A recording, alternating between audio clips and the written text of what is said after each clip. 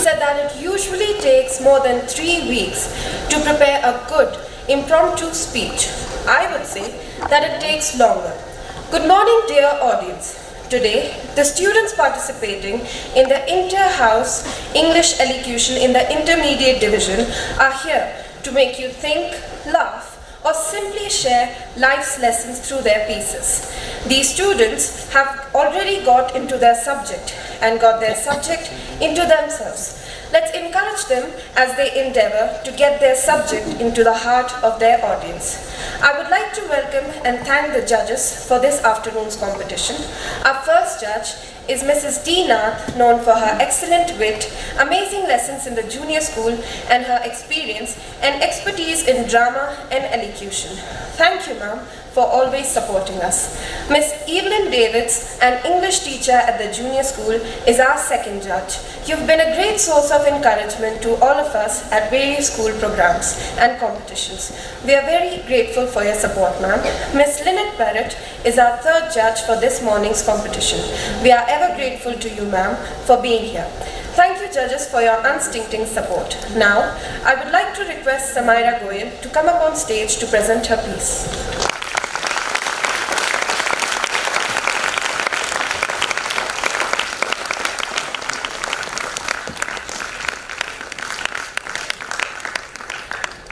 The Story of an Hour by Kate Chopin. Knowing that Mrs. Mallard was afflicted with a heart trouble, great care was taken to break to her as gently as possible the news of her husband's death.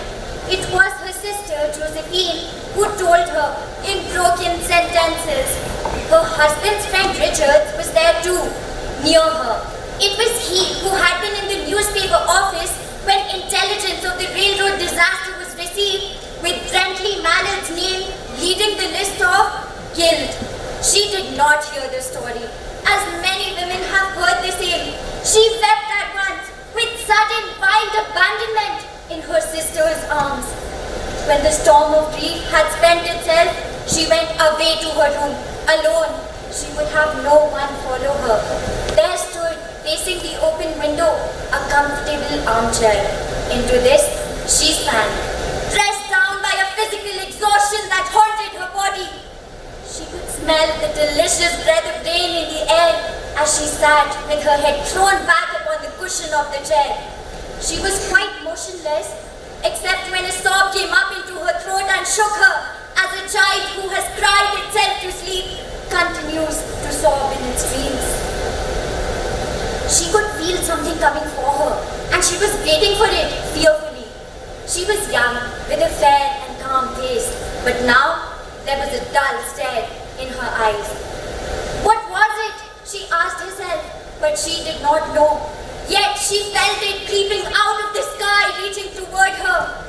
As she was beginning to recognize this thing that was approaching to possess her, she was striving to beat it back with her will. And when she abandoned herself, a little word escaped her slightly parted lips. She said it over and over under her breath. Free, free, free! The vacant stare and the look of terror that had followed it went away from her eyes. She realized there would be no one to live for her during the coming years. She would live for herself. Free, body and soul free. She kept on whispering. Josephine was kneeling before the closed door with her lips to the keyhole, imploring for admission. Louise, open the door, Louise! What are you doing? You're going to make yourself ill. For heaven's sake, open the door! Go away. I am not making myself ill. No, she was drinking in a very elixir of life through that open window. Her fancy was running a riot of the days ahead of her, spring days and summer days and all sorts of days that would be her own. She breathed a quick prayer that life might be long. She arose at length and opened the door to her sister's importunities. There was a feverish triumph in her eyes as she carried herself unwittingly like a goddess of victory. Richard stood waiting for them. Someone was opening the front door with a latchkey. It was Brentley Mallard who entered, a little traveled state, composedly carrying his gripsack and umbrella. He had been far from the scene of the accident and did not even know there had been one. But they were too late. When the doctors came, they said she had died of heart disease, of joy that kills. Thank you.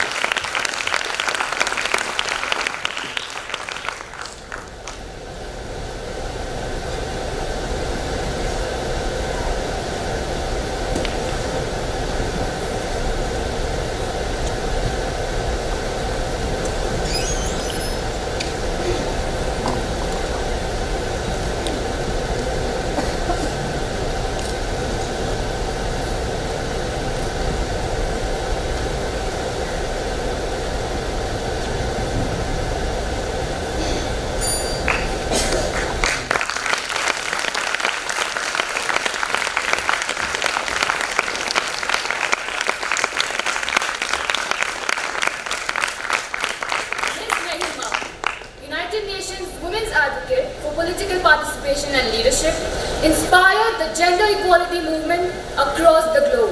In 2015, she spoke at the UN's Women's Conference on International Women's Day. This is what she had to say. When I was just 11 years old, I unknowingly and somehow accidentally became a female advocate. It was around the same time as the Beijing conference, so a little over 20 years ago, where in my hometown of Los Angeles, a pivotal moment reshaped my notion of what is possible. See, I had been in school watching a TV show, and this commercial came up with a tagline for this dishwashing liquid. And the tagline said, "Women all over America are fighting greasy pots and pans." Two boys from my class said, "Yeah, that's where women belong, in the kitchen." I remember feeling shocked and angry and also just feeling so hurt. It just wasn't right, and something needed to be done. So I went home and wrote to the most powerful people I could think of. Now my 11-year-old self worked out that if I really wanted someone to hear me, well then I should write a letter to the First Lady. So off I went, scribbling away to our First Lady at the time, Hillary Clinton. I also wrote a letter to my news source at the time, Linda Ellerby, and then to powerhouse attorney Gloria Allred. Because even at 11, I wanted to cover all my bases. And finally, I wrote to the soap manufacturer. A few weeks went by, and to my surprise, I received letters of encouragement from all. It was amazing. And it was roughly a month later when the soap manufacturer changed the commercial for their dishwashing liquid. They changed it from "Women all over America are fighting greasy pots and pans" to "People all over America." It was at that moment that I realized the magnitude of my actions. At the age of 11, I had created my small level of impact by standing up for equality. Now, equality means that President Paul Kagame of Rwanda, whose country I recently visited as part of my learning mission with UN Women, means that he is equal to the little girl in the Gihembe refugee camp who is dreaming about being president one day. Equality means that UN Secretary General Ban Ki-moon is equal to the young intern at the UN who is dreaming about shaking his hand. It means that a wife is equal to her husband, a sister to her brother. Not better, not worse, just equal. UN Women has defined the year 2030 as the expiration date for gender inequality. And here's what's staggering. Studies show that at the current rate, the elimination of gender inequality won't be possible until 2095. That's another 80 years from now. And when it comes to women's political participation and leadership, the percentage of female parliamentarians globally has only increased by 11% since 1995. 11% in 20 years? Come on, this has to change. Women make up more than half of the world's population and potential. So it is neither just nor practical for their voices, for our voices to decision making. It is said that girls with dreams become women with vision. May we empower each other to carry out such vision, because it isn't enough to simply talk about equality. One must believe in it. One must work at it. Let us work at it. Together, starting now.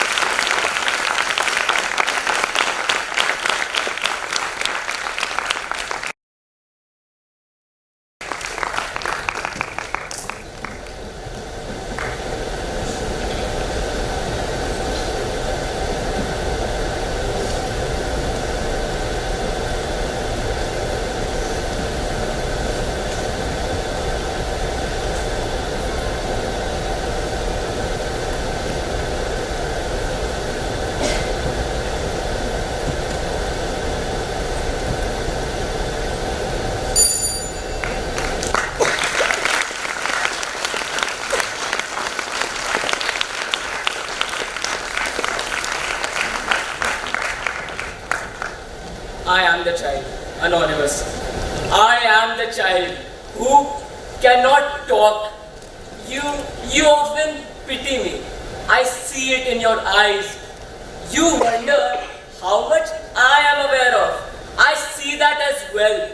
I am aware of much.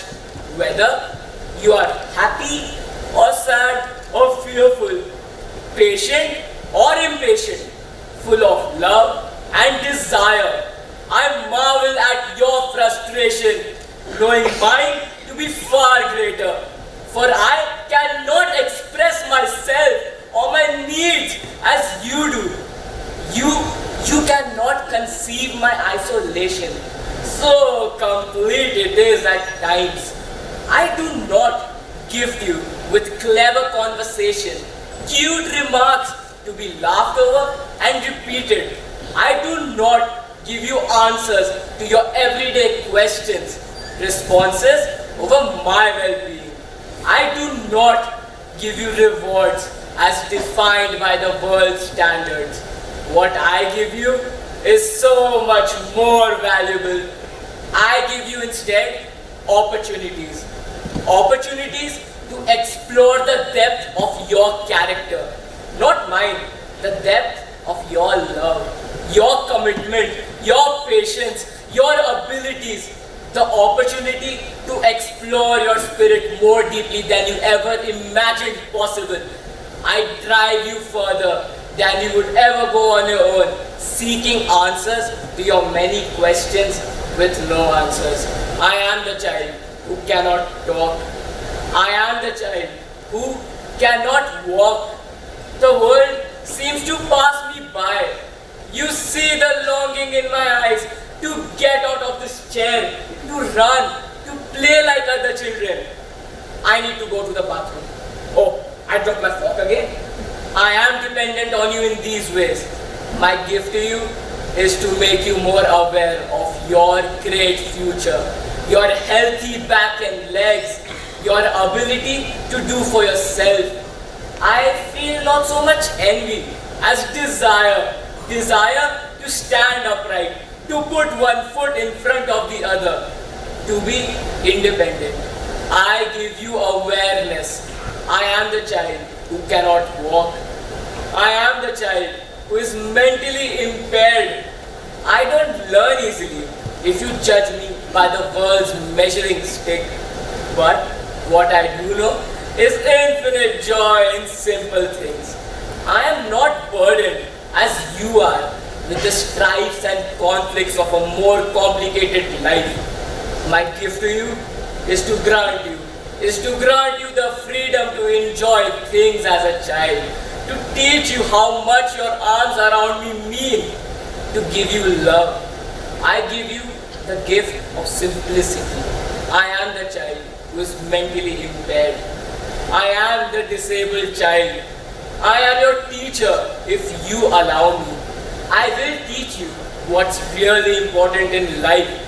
I give you and teach you unconditional love.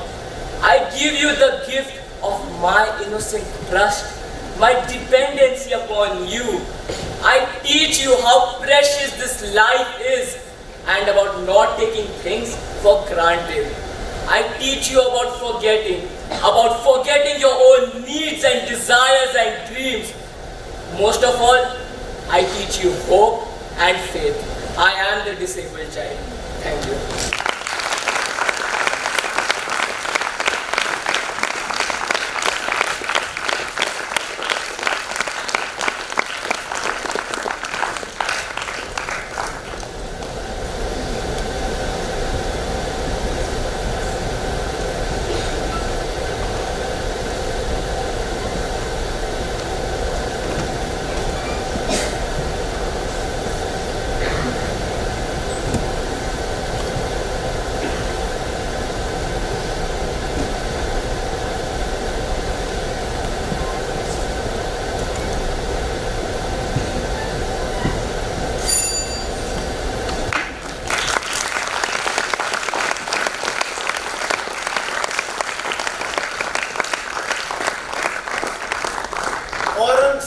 At his father's bier by H.C. Keller. The monarch lay upon his bier. The censers were burning low, as through the lofty arches streamed the setting sun's red glow. Still grasped he in his hand the blade which well-fought fields had won, and Aurangzeb beside him knelt, usurper, proud and son. Remorse had stricken his false heart and quenched his wanted fire. With gloomy brow and look intent, he gazed upon his sire. Can tyrant death make him afraid? Hot tears burst from his eyes as thus his grief found vent in words to the warrior trained surprise. See, all is changed that was estranged. Awake, my sire, my king. See, soldiers in their war array, thy son in fetters bring. Thy rebel son who will abide thy word whate'er it be. How could I then lift up my arm against thee? See, soldiers in their war array, thy son in fetters bring. Thou wilt not hear, thou wilt not speak. It is the last long sleep. And am I not a king myself? What mean the stirrings deep? Oh, foolish eyes, what means this room? I will not call them tears. My heart, which nothing e'er could daunt, is faint with boding fears.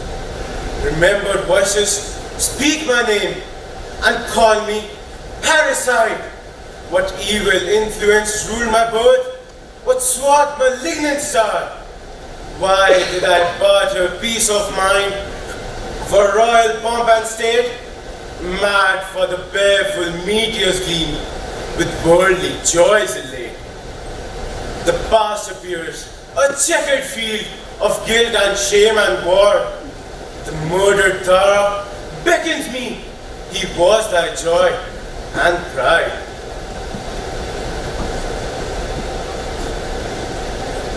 And thus I fling the dear-bought crown, but whither can I fly? The awful thought still follows me, that even kings will die. Thank you.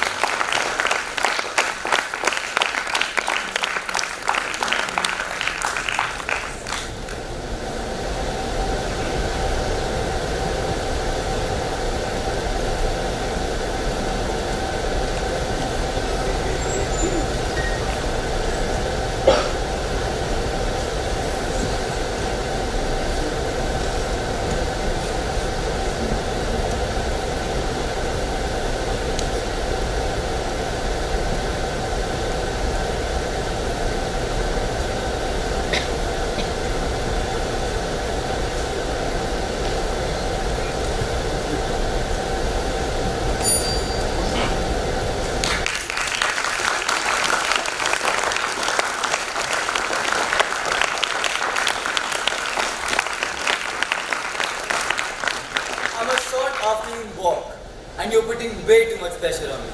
By Emily Devil. Hey, it's me. Short afternoon walk.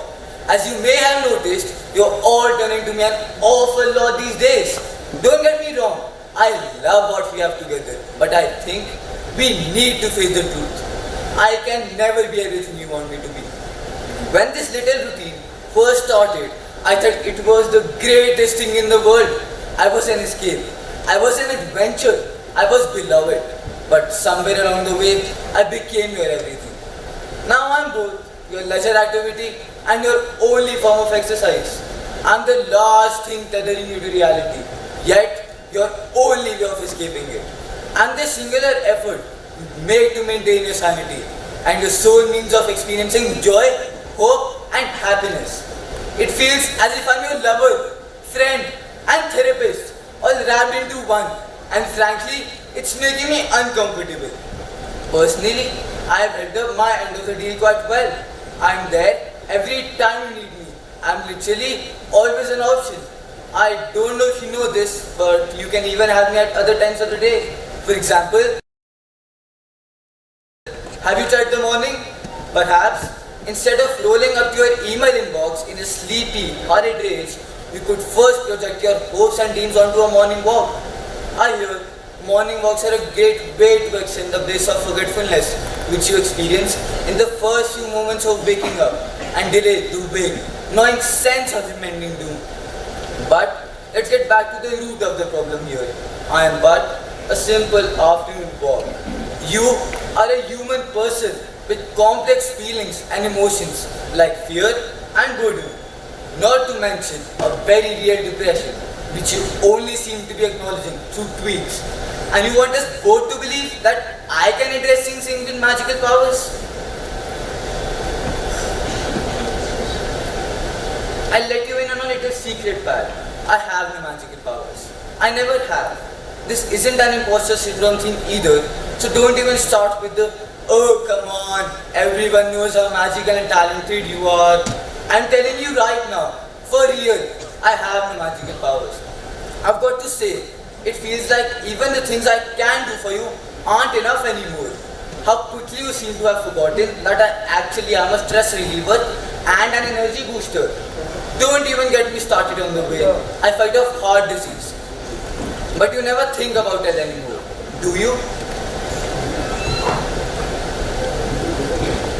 Anyway, forget it. I know things are hard right now. Really, I get it. But might I remind you that no one ever said, you know what could eradicate coronavirus? Convince national leaders that everyone deserves a livable wage, regardless of the kind of work they are doing, and provide a rush of endorphins, a short afternoon walk.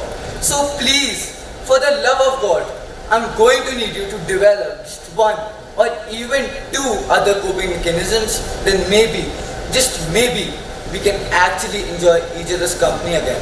Thank you.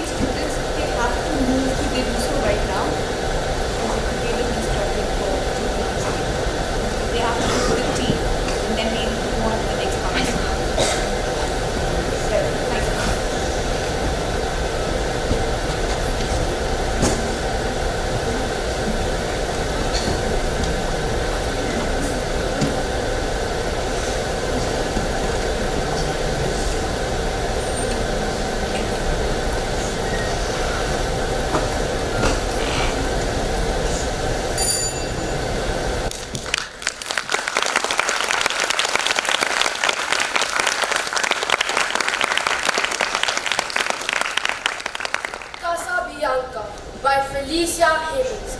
Casabianca is an 1826 poem written by the English poetess Felicia Dorothea Hemings. It is a story about a boy named Casabianca who for his sheer obedience to his father lost his life. Interestingly, this poem alludes to an actual incident that happened during the Battle of the Nile between the British and the French Navy. Felicia's note on this poem is about a boy named Casabianca, the son of the admiral of the French Orient, who remained at his post even after the ship caught fire. This poem highlights the fact that the basic feeling of patriotism can be in anyone, no matter what his age. The boy stood on the burning deck, whence all but he had fled. The flames that lit the battle's wreck shone round him o'er the dead. Yet beautiful and bright he stood, as born to rule the storm. A creature of heroic blood, a proud though childlike form. The flames rolled on, he would not go without his father's word. That father, faint in death below, his voice no longer heard. He called aloud, "Say, Father, say, if yet my task is done." He knew not that the chieftain lay unconscious of his son. "Speak, Father," once again he cried, "if I may yet be gone." And but the booming shots replied, and fast the flames rolled on. Upon his brow he felt their breath, and in his waving hair, and looked from the lone post of death in still yet brave despair, and shouted but once more aloud, "My father, must I stay?" While o'er him passed through sail and shroud the wreathing fires made way. They wrapped the ship in splendor while they caught the flag on high, and streamed above the gallant child like banners in the sky. There came a burst of thunder sound. The boy, oh where was he?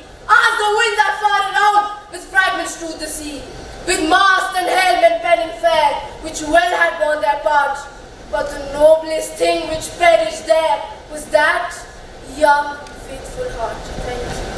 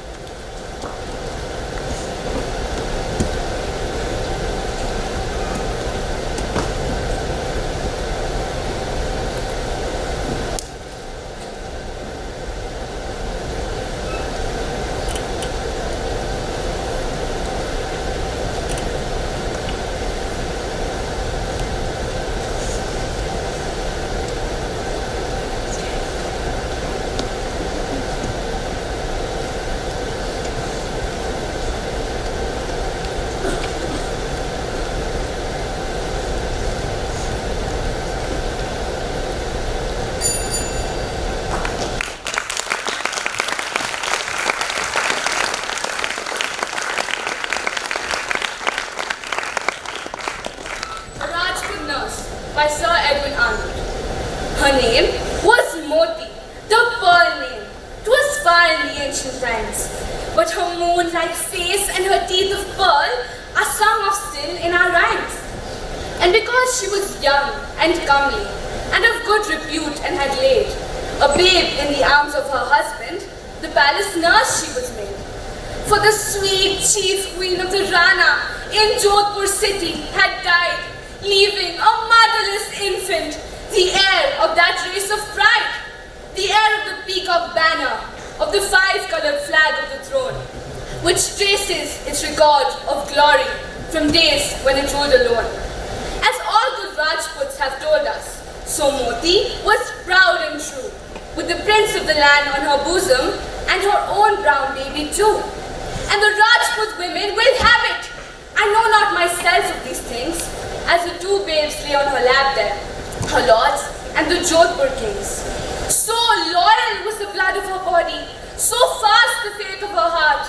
It passed to her newborn infant, who took of her trust its part. He would not suck of the breast milk till the prince had drunken his fill. He would not sleep to the cradle song till the prince was lulled and still.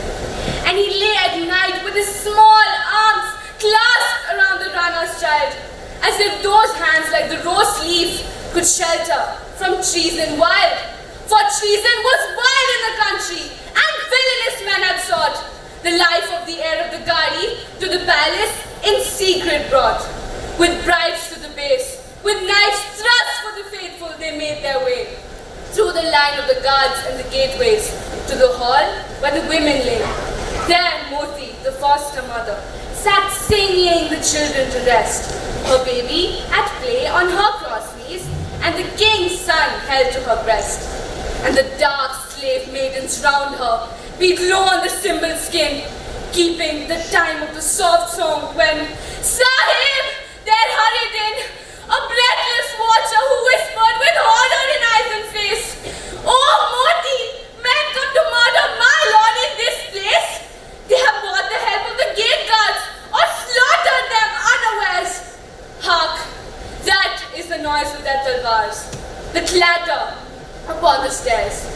For one breath she caught her baby from her lap to her heart and let the king's child sing from her nipple with lips still clinging and wet. Then tore from the prince's headcloth and the butter of pearls from his waist and bound the belt on her infant, the cap on his brows in haste. And lay her own dear offspring, her flesh and blood on the floor, with a girdle of pearls around him and the cap that the king's son wore. While close to her heart, which was breaking, she folded the Raja's joy. And even as the murderers lifted the parda, she fled with his boy. But there so they deemed in his jewels, near the Chota Rana, the heir.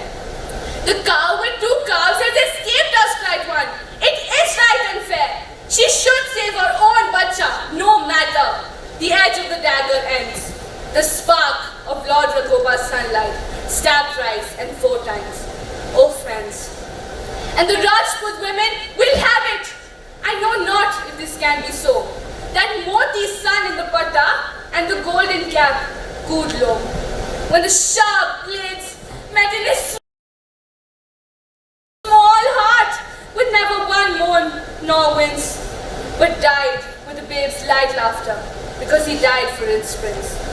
Thereby did that Rajput mother preserve the line of our kings." Thank you.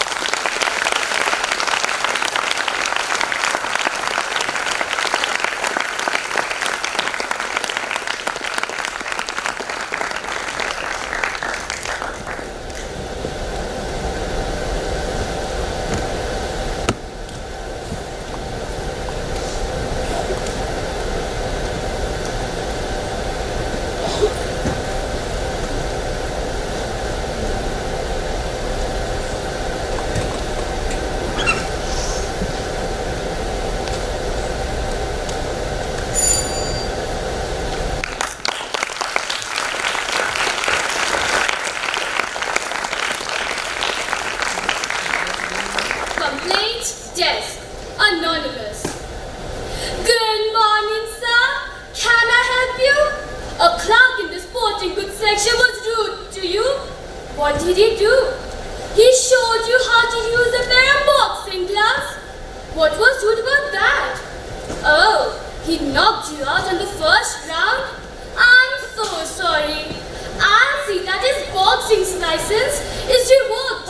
In the meanwhile, I recommend the dark glasses section for those black eyes. Yes, madam. Do you have a complaint? Your husband is a good for nothing.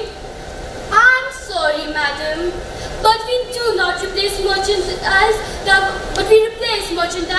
was bought in this store. You met him here? I apologize, but we cannot replace him with a new and improved version. We do not manufacture husbands. Yes, sir. You want to complain about the rat poison you bought? What's that? The rats actually like it. They follow you around and bleat for more. I don't believe it. Please put that rat away. Yes, madam. I understand. The baby shoes you bought don't fit your baby. How old is the child? 23? Oh. You bought those shoes 20 years ago. We certainly appreciate your patronage all these years. Yes, sir. You want to buy a leash for your dog? But why do you want one just 3 inches long? Oh, you're very close to your dog and you want to stay that way. And you also want some dog biscuits? Well, try our bakery department. Everything they bake tastes like dog biscuits. Yes, madam. You say our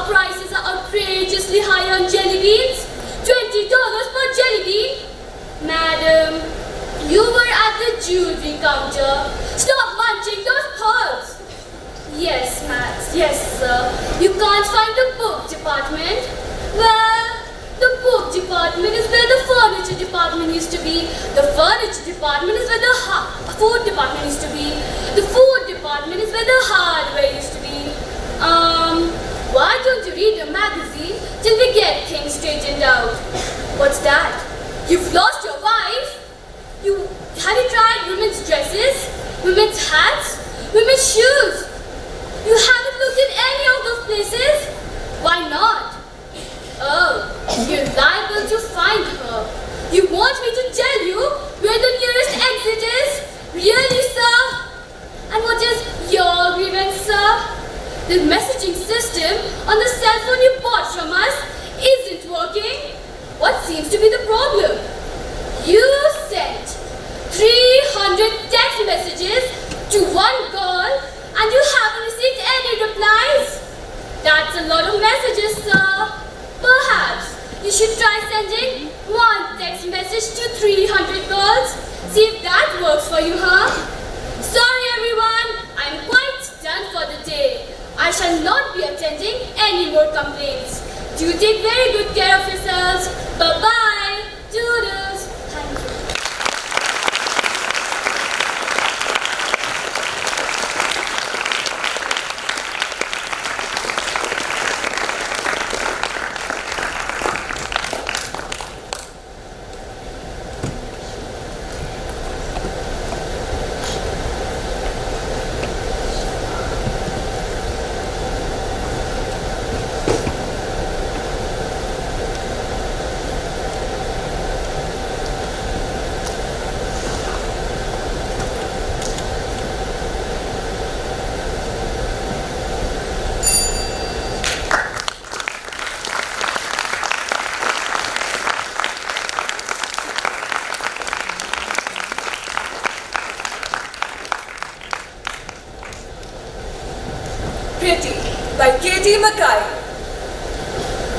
When I was just a little girl, I asked my mother, what will I be? Will I be pretty? Will I be pretty? Will I be pretty? What comes next? Oh, right. Will I be rich? Which is almost pretty, depending on where you shop. And that pretty question infects from conception, passing blood and breath into cells. The word hangs from our mothers' hearts in a shrill, fluorescent floodlight of worry. Will I be wanted, worthy, pretty? But puberty left me this funhouse mirror giant, teeth set at science fiction angles, crooked nose, face donkey long and poxmark where the hormones went finger painting. My poor mother. How could this happen? You'll have porcelain skin as soon as we see a dermatologist. You sucked your thumb. That's why your teeth look like that. You were hit in the face with a frisbee when you were 6. Otherwise, your nose would have been just fine. Don't worry. We'll get it all fixed, she would say, grasping my face, twisting it this way and that as if it were a cabbage she might buy. But this is not about her. Not her fault. You see, she too was raised to believe that the greatest asset she could bestow upon her awkward little girl was a marketable facade. By 16, I was pickled with ointments, medications, peroxides, teeth corralled into steel prongs, laying in a hospital bed, face packed with gauze, cushioning the brand new nose the surgeon had carved. Belly gorged on 2 pints of my own blood I had swallowed under anesthesia, and every convulsive twist of my gut, like my body screaming at me from the inside out, saying, "Ah! What did you let them do to you?" And all the while, this never-ending chorus, droning on and on, like the IV needle dripping liquid beauty into my blood. Will I be pretty? Will I be pretty? like my mother, unwrapping the gift wrap to reveal the bouquet of the daughter her $10,000 bought her. Pretty? Pretty. And now, I have not seen my own face in 10 years. I have not seen my own face in 10 years. But this is not about me. This is about the self-mutilating circus we have painted ourselves clowns in. About women who are forced by society to browse 30 stores in 6 malls to find the right cocktail dress, but who haven't been taught where to find fulfillment or how to enjoy. Wandering through life, shackled to a shopping bag beneath those 2 pretty cylinders. About men wallowing on bar stools, drearily practicing attraction, and everyone else who will drift home tonight, crestfallen, because not enough people found them suitably pretty. This is about my own someday daughter. When you come up to me, already stung, stayed with insecurity, begging, "Mom, will I be pretty? Will I be pretty?" I will wipe that question from your mouth like cheap lipstick and answer, no. The word pretty is unworthy of everything you will be, and no child of mine will be contained in 5 letters. You will be pretty intelligent, pretty creative, and pretty amazing. But you will never be merely pretty. Thank you.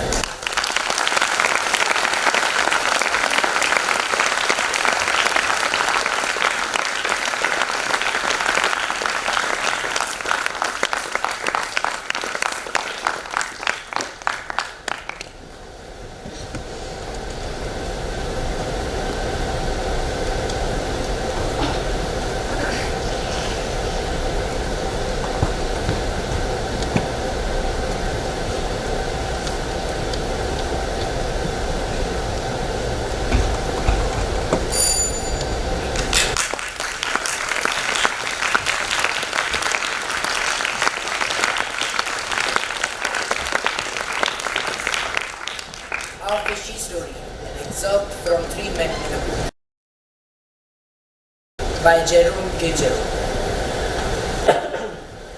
If ever you have an evening to spare up the river, I should advise you to drop into one of the little villages and take a seat in the tap room. You will be nearly sure to meet 1 or 2 old rod men sipping their toddy there, and they'll tell you enough fishy stories in half an hour to give you indigestion for a month. While at Stratley, George and I went into the parlor and sat down. There was an old fellow there smoking a long clay pipe, and naturally we began chatting. He told us it had been a fine day today, and we told him it had been a fine day yesterday, and we all told each other that it would be a fine day tomorrow. In the midst of our conversation, we stated that we were strangers in the neighborhood and were going away next morning. As our conversation paused, our eyes wandered around the room and rested upon an old dusty glass case fixed very high up on the wall containing a trout. It rather fascinated me. That trout, it was such a monstrous fish that at first glance I thought it was a cod. "Ah," said the old gentleman, following the direction of my gaze. "Fine fellow that, ain't he? Quite uncommon. I wonder how much it weighs." 18 pounds 6 ounces. It was 16 years ago, come 3rd of next month, that I caught him under the bridge with a minnow. They told me he were in the river, and I said I'd have him, and so did I. You don't see many fish of that size about here now. I'm thinking, good night, gentlemen, good night. Out he went when the local courier who had just stopped at the inn came to our door with a pot of beer in his hand. He also looked at the fish. "Good-sized trout that," said George, turning round to him. "Ah, you may well say that, sir. Maybe you wasn't here when the trout was caught?" "No," we said. "We were strangers in the neighborhood."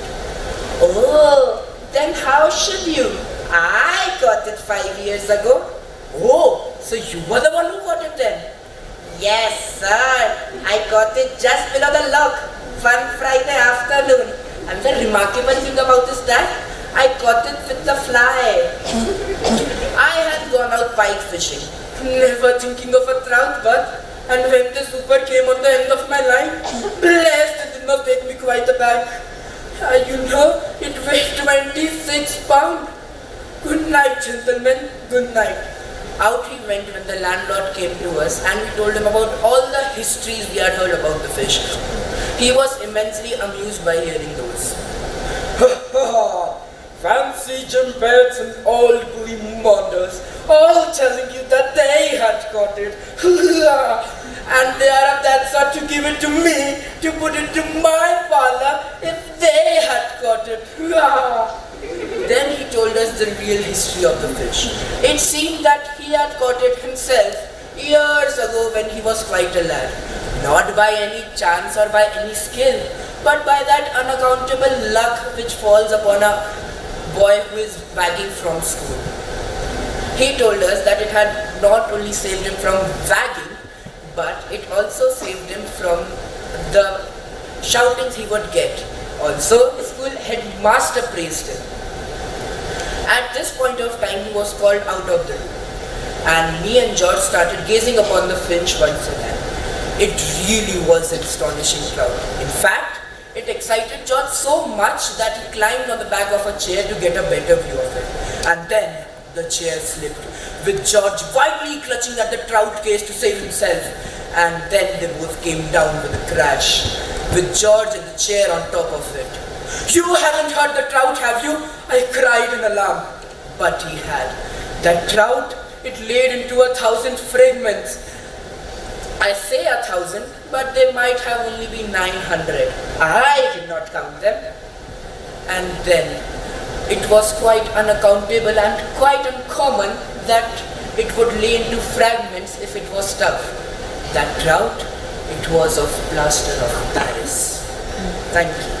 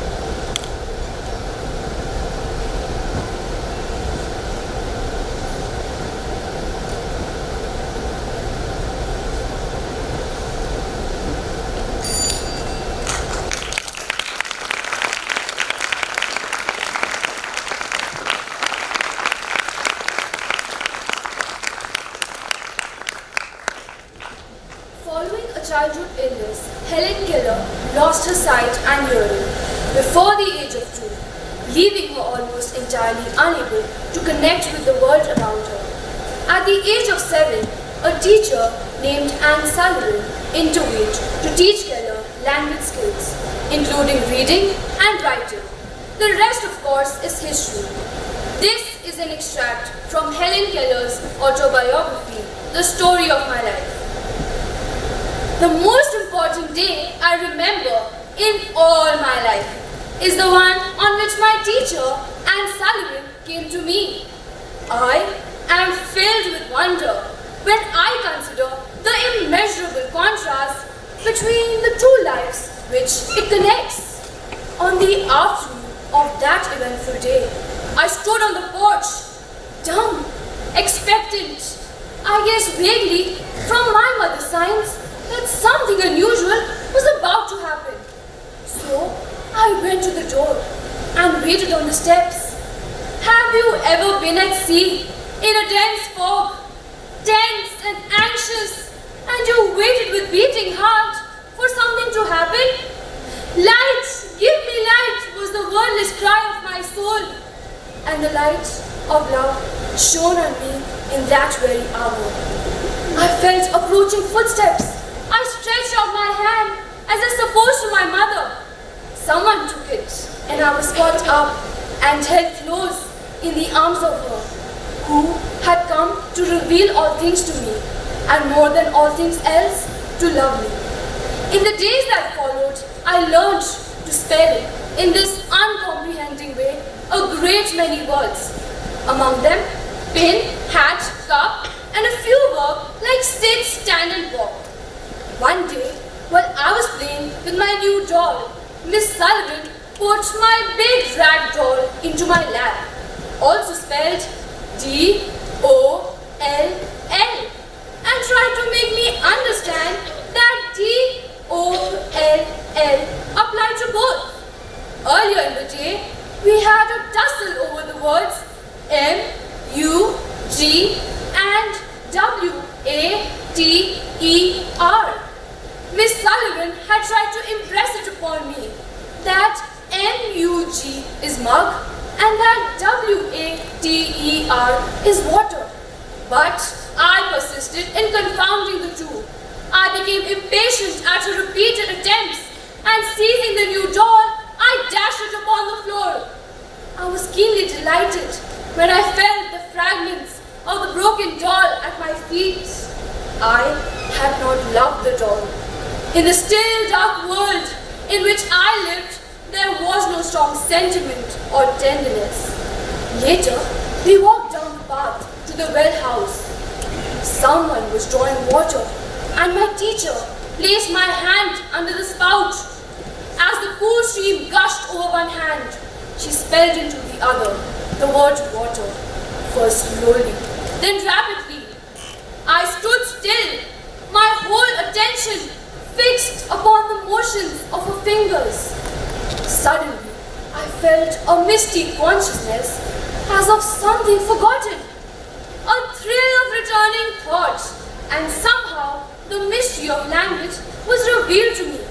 I knew then that W-A-T-E-R meant the wonderful cool something that was flowing over my hand, that living words awakened my soul, gave it light, hope, joy, set it free.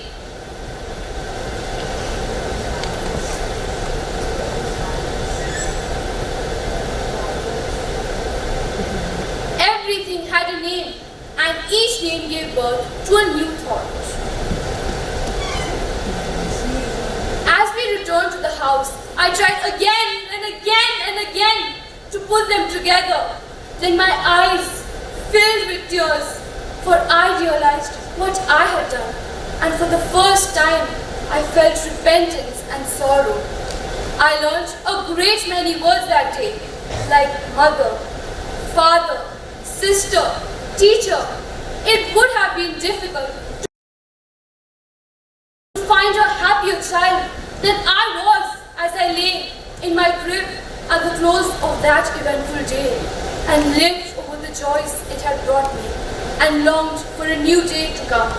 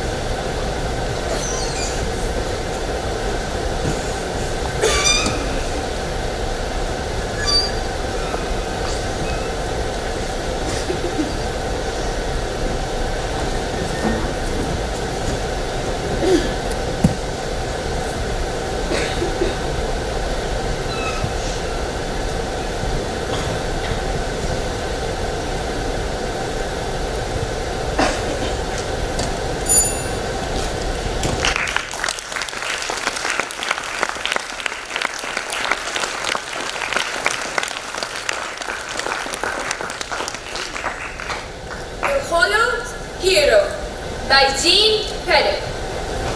I, Queen Carolina, am about to perform my queenly duties. I shall now proceed to the parade ground where a line of soldiers awaits me. I shall honor one of the soldiers, a mercenary, for his bravery, and he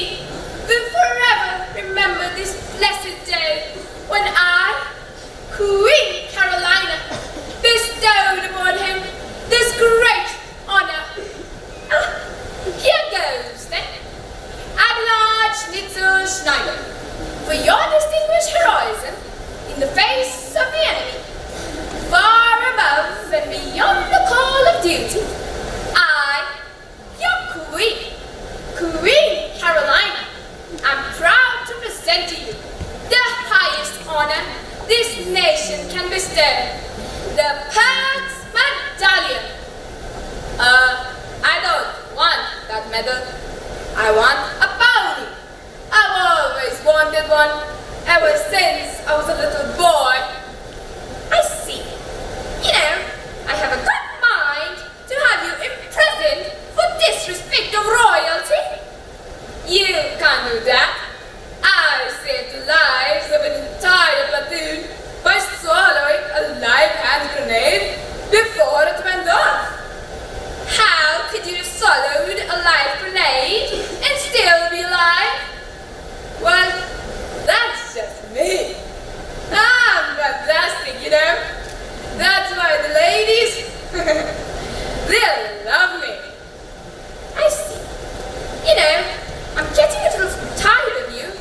The sooner we get rid of you, the better. Let a pony be brought here. Thank you. Now, let's get this over with. Adelard Schnitzel Schneider, for your distinguished heroism in the face of the enemy, far above and beyond the call of duty, I, Queen Carolina, am proud to present to you the highest honor this nation can bestow. A pony. I don't want that pony. I want a blue one.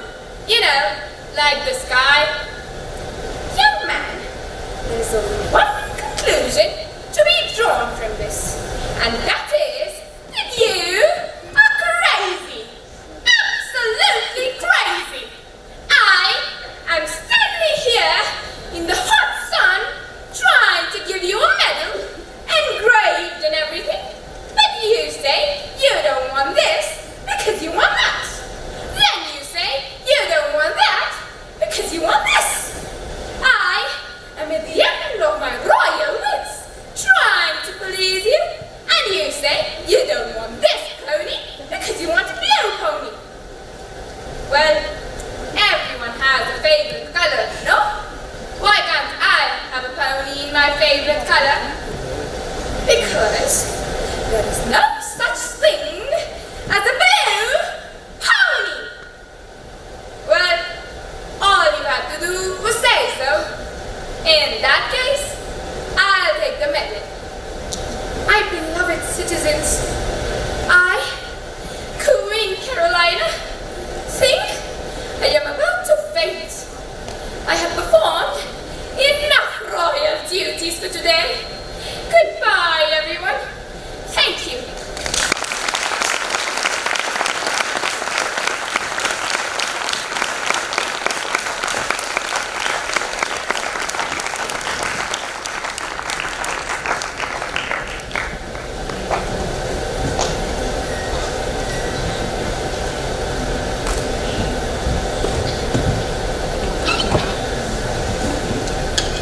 Words, so innocent and powerless as they are, as standing in a dictionary, how potent for good and evil they become in the hands of one who knows how to combine them. The beauty of any language is that it can stir and shake up emotions inside of you. It helps you find your voice. I would request the control room to play the selected videos for the audience. These reflect how language can be confusing and difficult, but rewarding and enriching as well. We do hope you enjoy them.